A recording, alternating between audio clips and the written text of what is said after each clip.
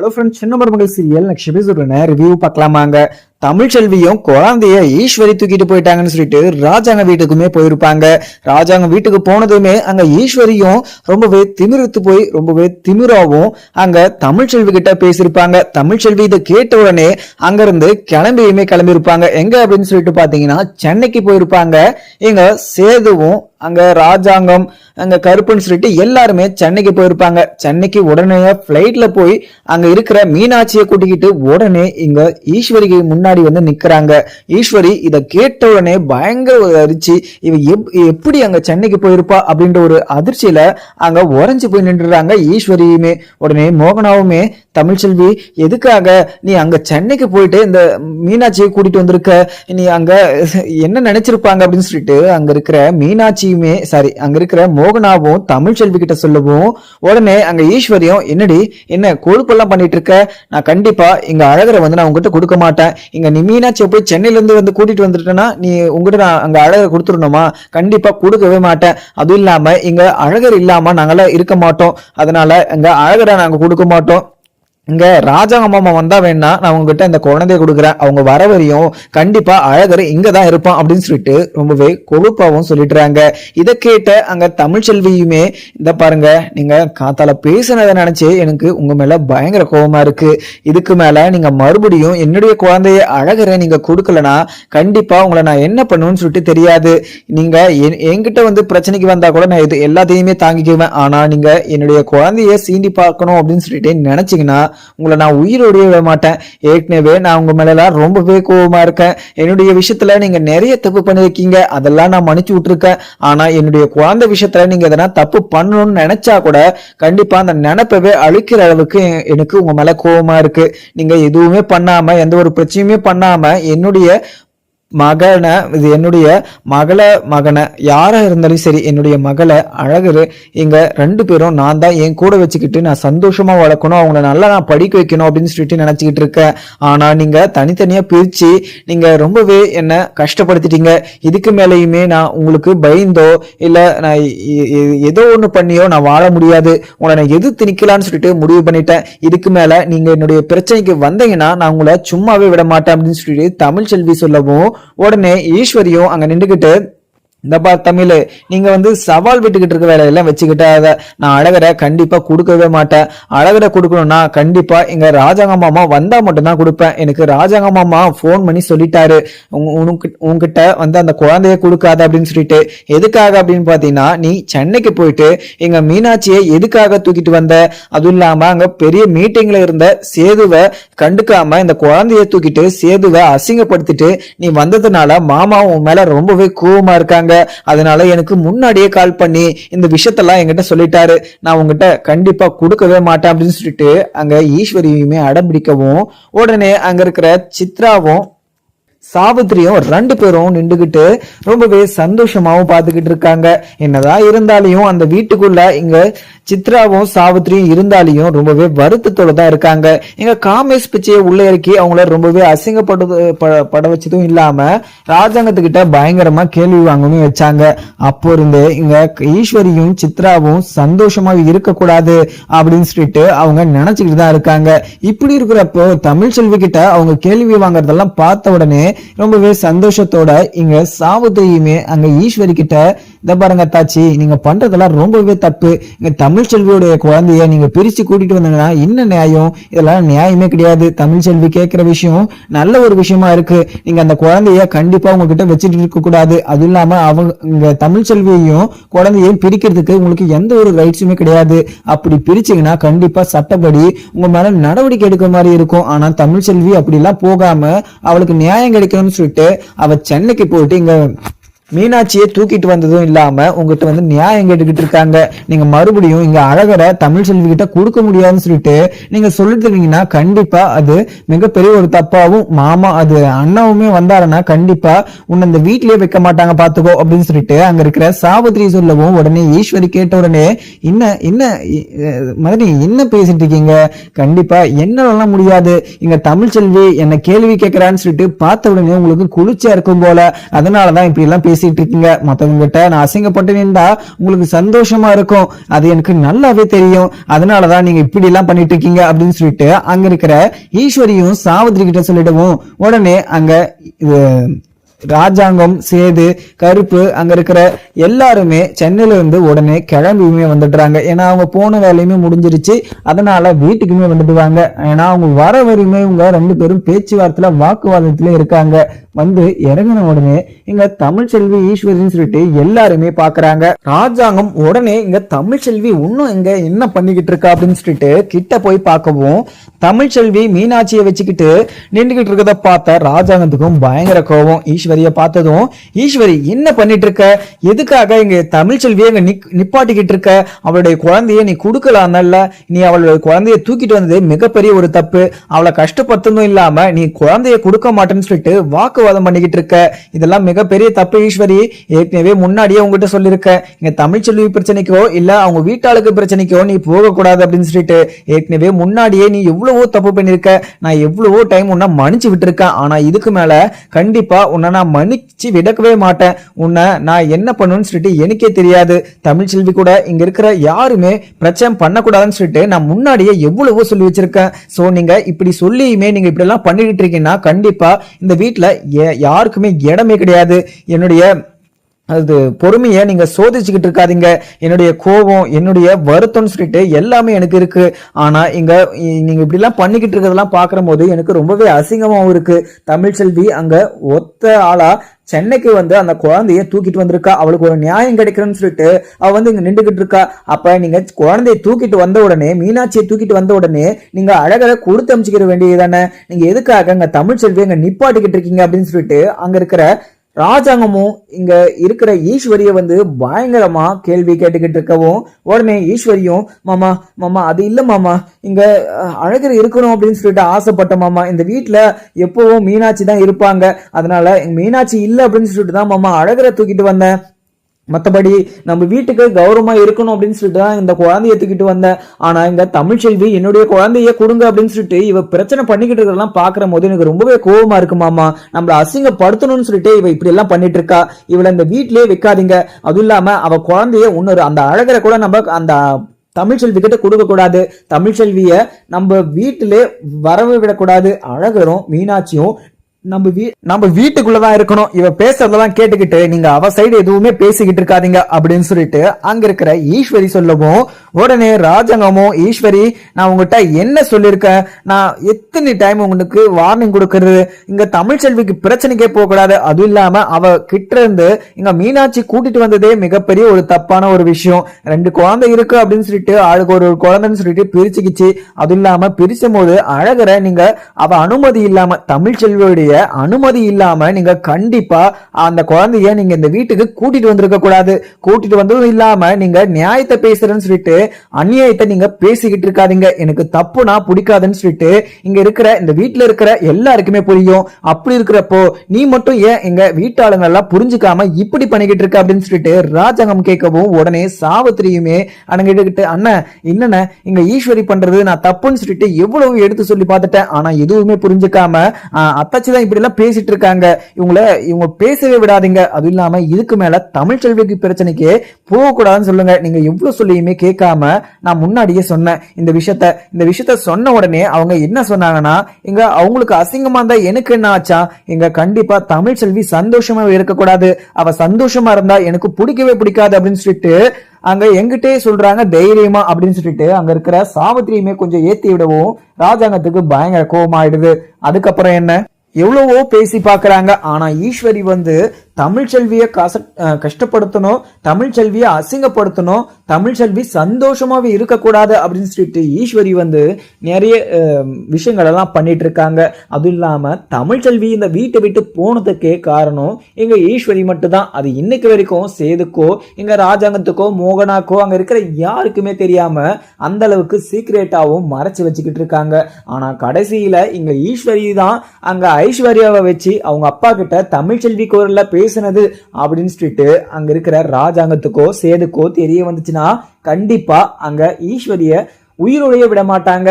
அப்படி இருக்கிறப்போ ஈஸ்வரி மேலும் மேலும் தப்பு பண்ணிக்கிட்டே இருக்காங்க. ஒரு கட்டத்துல இங்க ராஜாங்கத்துக்கு ரொம்பவே கோவம் ஆயிடுது. அங்க ஈஸ்வரிய போய் கண்ணத்துல பலாறு நாள் அறவிடவும் அங்க ஈஸ்வரியும் சித்ராவும் அதிர்ச்சியா பார்க்கவும் சாவித்திரியும் தாமரையும் 2 பேரும் பயங்கர சந்தோஷம். உடனே அப்படிதான் வாங்கணும், இவ பண்ற இது விஷயங்களுக்கெல்லாம் இவ அடி வாங்கினாதான் திருந்துவா அப்படின்னு சொல்லிட்டு அங்க இருக்கிற சாவித்திரியுமே மனசுக்குள்ளே நினைச்சுக்கிறாங்க. ஈஸ்வரி, இதுக்கு மேல நீ என் பொறுமைய சோதிச்சுனா உன்னை நான் என்ன பண்ணுவேன்னு சொல்லிட்டு எனக்கே தெரியாது அப்படின்ற மாதிரியுமே ராஜாங்கம் சொல்லிடுவோம். மாமா, இன்னும் மாமா என்னவே அடிச்சிட்டீங்களே, போங்க மாமா, நான் உங்க மேல எவ்வளவு மரியாதை வச்சுட்டு இருந்தேன், அதுவும் இல்லாம உங்க மரியாதையை காப்பாற்றணும் அப்படின்னு சொல்லிட்டு அழகரை நான் தமிழ்ச்செல்வி கிட்ட இருந்து பிரிச்சு கூட்டிட்டு வந்தேன். ஆனா நீங்க என்ன புரிஞ்சுக்காம நீங்க இப்படி என்ன அடிப்பீங்கன்னு சொல்லிட்டு நான் எதிர்கூட பார்க்கல அப்படின்ற மாதிரியுமே ஈஸ்வரியை அவங்களுடைய டிராமாவை அழுதுகிட்டே போடவும், உடனே ராஜாங்கமும் இங்க பாரு ஈஸ்வரி, நீ அழுதுகிட்டு இந்த டிராமா பண்ற வேலை அப்படிலாம் நீ என்கிட்ட பண்ணிக்கிட்டு இருக்காத, எனக்கு உன்னை பார்த்தவே பயங்கர கோபமா தான் இருக்கு. எதுக்காக நீ தமிழ்ச்செல்வியோடைய பிரச்சனைக்கு போயிட்டு இருக்க? அவளுடைய வேலை உண்டு, அவளுடைய படிப்பு உண்டுன்னு சொல்லிட்டு இருக்கா.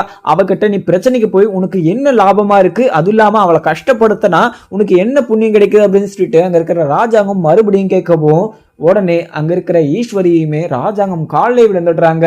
மாமா, என்ன மன்னிச்சுக்கோங்க மாமா, நான் ஏதோ தெரியாம பண்ணிட்டேன், அது இல்லாம இந்த குழந்தைய நீங்க வந்தாதான் நான் கொடுப்பேன் அப்படின்னு சொல்லிட்டு தான் மாமா சொன்னேன். இல்ல மத்தபடி அவளை கஷ்டப்படுத்தணும், அவளை அசிங்கப்படுத்தணும்னு சொல்லிட்டு எல்லாம் பண்ணல மாமா. அதுவும் இல்லாம உங்களுக்கு அசிங்கத்தை நான் வர வைக்க மாட்டேன், நீங்க சந்தோஷமா இருக்கணும், நீங்க ஆரோக்கியமா இருக்கணும் அப்படின்னு சொல்லிட்டு தான் நினைச்சிருக்கேன். ஆனா நீங்க கடைசியில நீங்க என்ன புரிஞ்சுக்காம இப்படி என் மேல நீங்க கை வைப்பீங்கன்னு சொல்லிட்டு நான் நினைச்சு கூட பார்க்கல மாமா, என்ன மன்னிச்சு அப்படின்னு சொல்லிட்டு அங்க இருக்கிற ஈஸ்வரியுமே ராஜாங்கம் காலில் விழுந்து கெஞ்சவும், உடனே ராஜாங்கமும் அங்க நின்றுகிட்டு, ஈஸ்வரி, நீ என்னுடைய காலெல்லாம் விழாத, எனக்கு பாவம் சுத்திக்கும், நீ செஞ்ச தப்புக்கெல்லாம் நீ தண்டனை அனுபவிக்கல, அதனாலதான் இப்ப நீ இப்படி எல்லாம் பண்ணிட்டு இருக்க.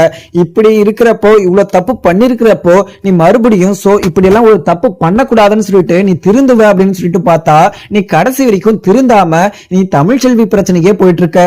அது மட்டும் இல்லாம இந்த வீட்டுக்குள்ள தமிழ்ச்செல்வி இருந்த போது கூட தமிழ்ச்செல்விய நீ எப்பவுமே அசிங்கப்படுத்திக்கிட்டு தான் இருக்க. அவளை நீ சந்தோஷமா இருக்க கூடாதுன்னு சொல்லிட்டு நீ நிறைய விஷயத்துல தமிழ்ச்செல்வியை கஷ்டப்பட்டிருக்க, அதை நான் நல்லாவே பார்த்திருக்கேன். என்ன இருந்தாலும் தமிழ்ச்செல்வி என்னுடைய உசுரும் இல்லாம இந்த வீட்டுக்குள்ள இருந்த எல்லார் உசுரையுமே காப்பாத்தினா, அந்த ஆபத்தான காட்டுக்குள்ள போய் அந்த மாத்து மருந்தை கொண்டு வந்து நம்மளை காப்பாத்தினா, அந்த நன்றி உணர்ச்சி இல்லாம நீ தமிழ்ச்செல்வி இப்படி எல்லாம் எதுக்காக நீ அவளை கஷ்டப்படுத்திக்கிட்டு இருக்க அப்படின்னு சொல்லிட்டு ராஜாங்கம் மறுபடியும் கேட்கவும், ஒரு சைடு பாத்தீங்கன்னா சேதுவுமே அங்க அப்பா, என்ன இருந்தாலுமே ஈஸ்வரி சித்தி பண்ணது மிகப்பெரிய ஒரு தப்புப்பா, அதுக்காக இங்க தமிழ்ச்செல்வி கிட்ட நான் மன்னிப்பு கேட்டுக்கிறேன். தமிழ்ச்செல்வி, என்னை மன்னிச்சுக்கோ, உன்னுடைய குழந்தைய உன்னுடைய அனுமதி இல்லாம தூக்கிட்டு வந்தது மிகப்பெரிய ஒரு தப்பு, அதனால நான் உங்ககிட்ட மன்னிப்பு கேட்டுக்கிறேன் அப்படின்னு சொல்லிட்டு அங்க இருக்கிற சேது சொல்லவும், உடனே இங்க தமிழ்ச்செல்வியும் எனக்கு மன்னிப்பெல்லாம் வேணாம், என்ன சந்தோஷமா இருக்க விட்டா போதும், ஏன்னா இந்த வீட்டுல இருக்கிற வரைக்கும் தான் என்ன கஷ்டப்படுத்திட்டு இருந்தாங்க, இந்த வீட்டுல இல்லாத போது கூட அங்க என்னுடைய அழகரை தூக்கிட்டு வந்து என்ன கஷ்டப்படுத்திக்கிட்டு இருக்காங்க. இதுக்கு மேலேயாவது என்னுடைய பிரச்சனைக்கோ இல்ல என்னுடைய குழந்தை பிரச்சனைக்கோ வராம இருக்க அவங்கள சொல்லுங்க.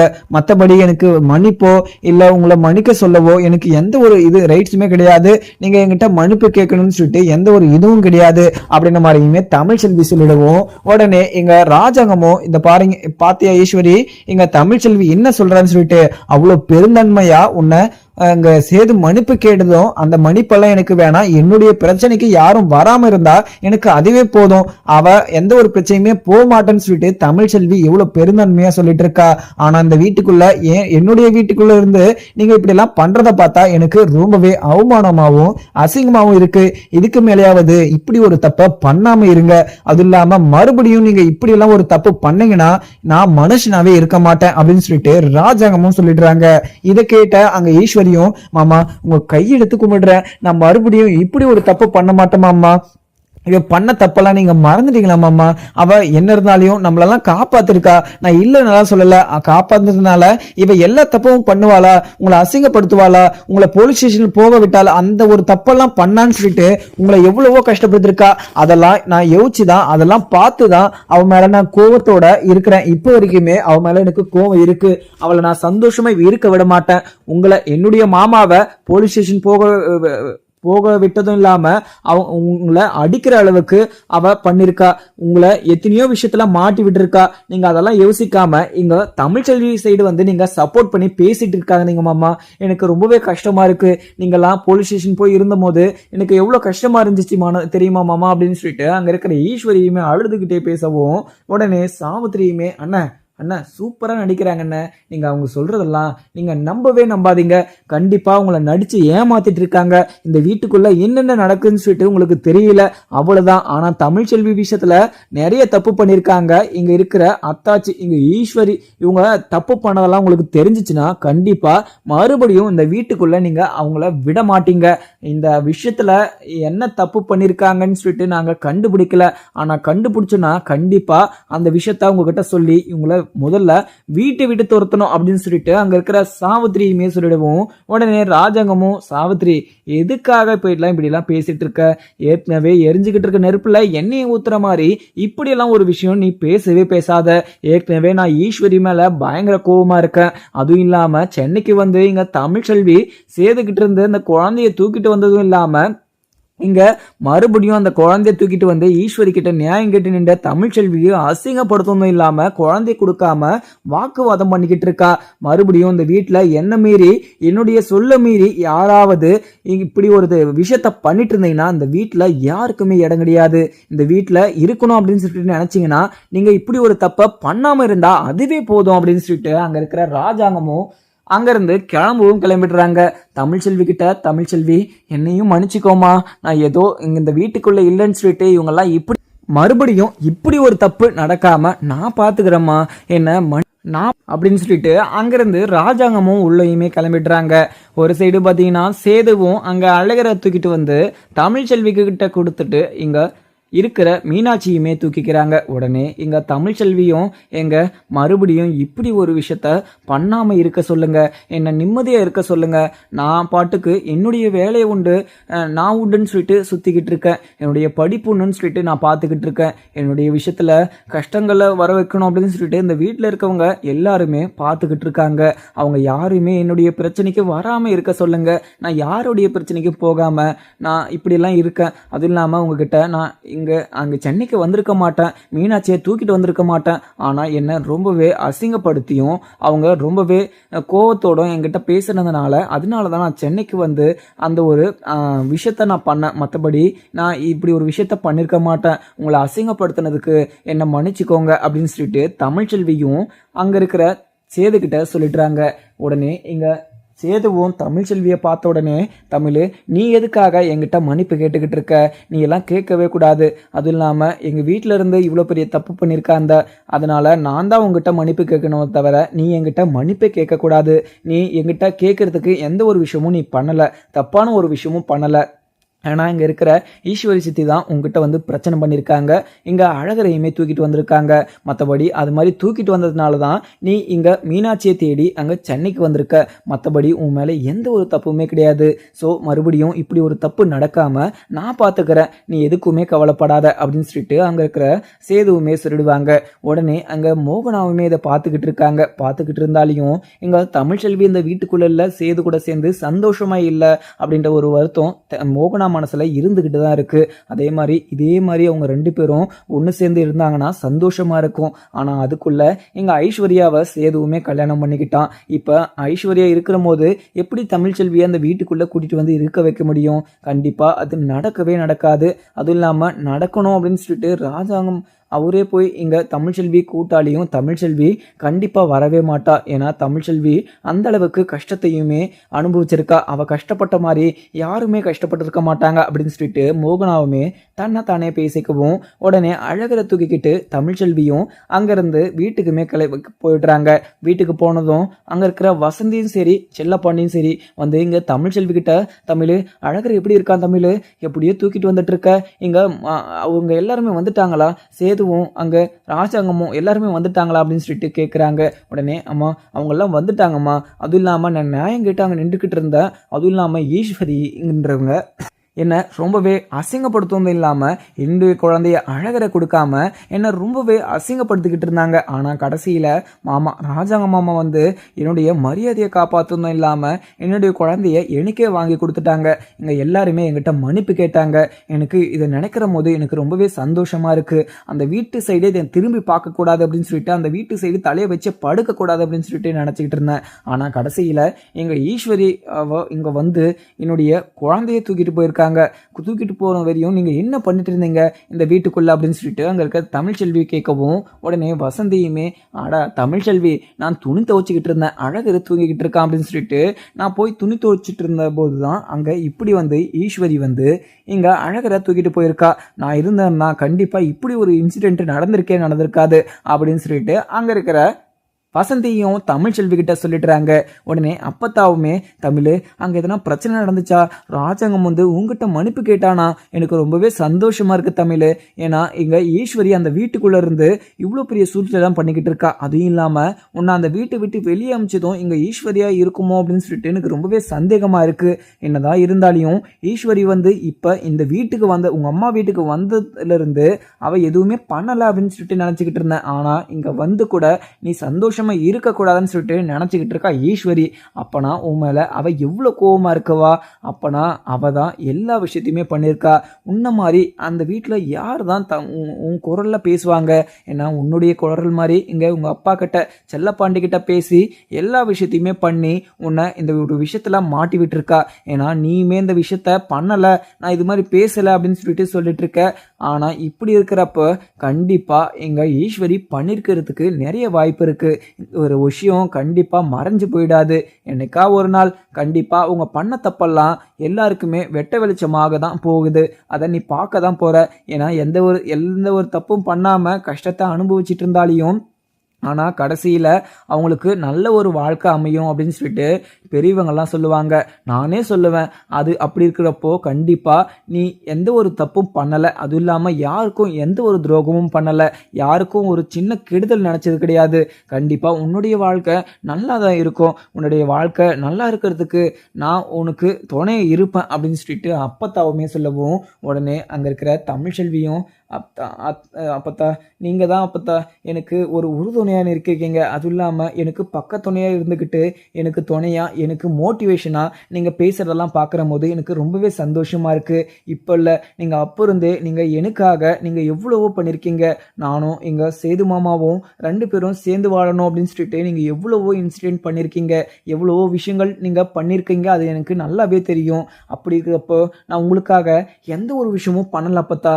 ஆனால் நான் கண்டிப்பாக டாக்டருக்கு எக்ஸாம் படிச்சுட்டு இருக்கேன். அதுவும் இல்லாமல் இந்த எக்ஸாம் பாஸ் பண்ணனா கண்டிப்பாக உங்களுக்காக நான் நிறையவே நான் பண்ணுவேன் அப்பத்தா. உங்களுக்கு பிடிச்ச எல்லா விஷயத்தையும் பண்ணுவேன். உங்களுக்கு என்ன வேணுமோ அதை நான் வாங்கி கொடுப்பேன் அப்படின்னு சொல்லிட்டு இங்கே இருக்க தமிழ்ச்செல்வியுமே அழுதுகிட்டே சொல்லவும், உடனே எங்கள் அப்பத்தாவுமே, தமிழ் நீ எனக்கு எதுவுமே பண்ண வேணாம், எனக்கு நீ எதுவுமே பண்ணாமல் நீ என் கூட சந்தோஷமாக இருந்தால் எனக்கு அதுவே போதும். அதுவும் இல்லாமல் நீ இல்லாத அந்த வீட்டில் என்னால் இருக்கவே முடியல, அதுவும் இல்லாமல் இருக்கவும் மனசும் இல்லை. அதனால தான் நான் இந்த வீட்டுக்கே வந்துட்டேன். உன் கூட இருக்கிறதுக்கு தான் எனக்கு ரொம்பவே பிடிச்சிருக்கு. ஆனால் என்ன ஒன்று, எங்கள் ராஜாங்கத்தை நினச்சி கொஞ்சம் வருத்தப்படுற மாதிரி ஒரு விஷயங்கள் எனக்கு தோணிக்கிட்டே இருக்குது. அதுவும் இல்லாமல் எப்பவும் எனக்கு ராஜாங்க ஞாபகம் வந்துக்கிட்டே இருக்குது. ராஜாங்கத்துக்கு உடம்பு முடியாமல் போனால் அவனை பார்க்க முடியலன்னு சொல்லிட்டு கொஞ்சம் வருத்தமாகவும் இருக்குது. அந்த ஒரு டைமில் மட்டும்தான் எனக்கு ரொம்பவே கஷ்டமாக இருக்குமோ தவிர மற்றபடி எப்போவுமே எனக்கு கஷ்டமாக இருந்தது கிடையாது. ஏன்னா எங்கள் ராஜாங்கமும் என்னுடைய புள்ள என்னை வந்து அந்த வீட்டுக்குள்ள வாமா ஆத்தா, அந்த வீட்டுக்குள்ள நீ இல்லைன்னு சொல்லிட்டு வீடியோ வெறிச்சோடி கிடக்கு, அந்த வீட்டுக்குள்ள சந்தோஷமா நீதான் ஆத்தா, அந்த வீட்டுக்கு உயிரே இல்லாம இருக்கு, நீ அந்த வீட்டுக்கு வா ஆத்தா அப்படின்னு சொல்லிட்டு என்னுடைய மகன் ராஜாங்கம் என்னை வந்து கூப்பிடுற போது என்னால் போக முடியல அப்படின்ற ஒரு கஷ்டம் தான் எனக்கு இருக்குதே தவிர மற்றபடி எனக்கு வேற எந்த கஷ்டமும் இல்லை தமிழ். என்ன ஒன்று, எங்கள் ராஜாங்கத்தை நான் பார்க்கணும் அப்படின்னு சொல்லிட்டு ஆசை இருந்தாலையும் என்னால் அங்கே போய் பார்க்க முடியாது, அந்த ஒரு கஷ்டம். ஆனால் இங்கே எல்லாருமே இருந்தாலையும் எனக்கு ராஜாங்கம் தான் எனக்கு ரொம்பவே சந்தோஷம். ராஜாங்கம் நான் எவ்வளவோ தப்பு பண்ணாலையும் ராஜாங்கமே என்னை மன்னிச்சு என்னை ஒரு அம்மாவா அவன் என்னை ரொம்பவே சந்தோஷப்படுத்திட்டான். ஒரு பெத்த மகன் ஒரு அம்மாவை எவ்வளோ சந்தோஷமாக வச்சு பார்த்துக்கிறாங்களோ அந்த பெத்த மகனுக்கு அந்த பெத்த வயிற்றுக்கு ரொம்பவே புண்ணியம் கிடைச்சிருக்கு அப்படின்னு சொல்லிட்டு சொல்லுவாங்க. ஆனால் நான் நிறையவே புண்ணியம் பண்ணியிருக்கேன். எனக்காக என்னுடைய மகன் ராஜாங்கம் எனக்கு எவ்வளவோ நல்லது பண்ணியிருக்காரு. அப்படி இருக்கிறப்போ என்னுடைய ராஜாங்கம் வந்து கூப்பிடுற போது என்னால் அந்த வீட்டுக்குள்ளே போக முடியல, போக என்னுடைய மனசு இடம் கொடுக்கல. அப்படின்ற போது தான் எனக்கு ரொம்பவே கஷ்டமாக இருக்குது. இப்படி இருக்கிற அப்போ என்னுடைய மகனுக்கு என்னுடைய பாசத்தை காட்ட முடியல அப்படின்ற ஒரு மனவேதனை என்னை போட்டு தாக்குது அப்படின்னு சொல்லிட்டு அங்கே இருக்க தமிழ்ச்செல்வி கிட்ட அப்பத்தாவை மேசிடவும் உடனே தமிழ்ச்செல்வியும் அப்பத்தா நீங்கள் எதுக்குமே கவலைப்படாதீங்க, உங்களுடைய எல்லா ஆசையும் எல்லா கனவும் எல்லாமே நிறைவேறும். உங்களுடைய கஷ்டங்கள் உங்களுடைய வருத்தங்கள் சொல்லிட்டு எல்லாமே எனக்கு புரியுது. நீங்கள் எதுக்குமே வருத்தப்படாதீங்க அப்பத்தா.